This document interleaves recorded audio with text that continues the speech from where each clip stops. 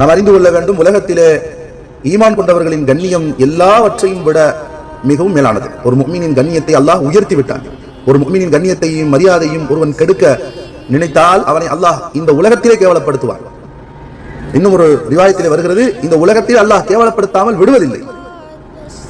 முஸ்லிம் அஹுல் முஸ்லிம், புகாரியில் வரக்கூடிய ஹதீஸ். ஒரு முஸ்லிம் மற்றொரு முஸ்லிமின் சகோதரன் ஆவார்.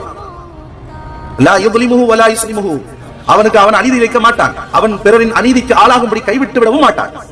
வமன் கான ஃபீ ஹாஜத்திஹி அஹீஹி வமன் கான ஃபீ ஹாஜத்தி அஹீஹி கான அல்லாஹு ஃபீ ஹாஜத்திஹி.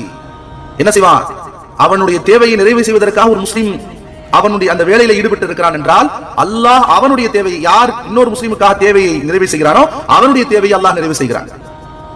வமன் ஃபர்ரஜ, இன்னும் ஒரு துன்பத்தை ஒரு முஸ்லிமுக்காக ஒரு முஃமின் நீக்குவதிலே ஈடுபட்டு இருக்கிறான் என்றால் மறுமை நாளிலே ஒரு துன்பத்தை, துன்பங்களில் ஒரு துன்பத்தை அல்லாஹ் நீக்குகிறான்.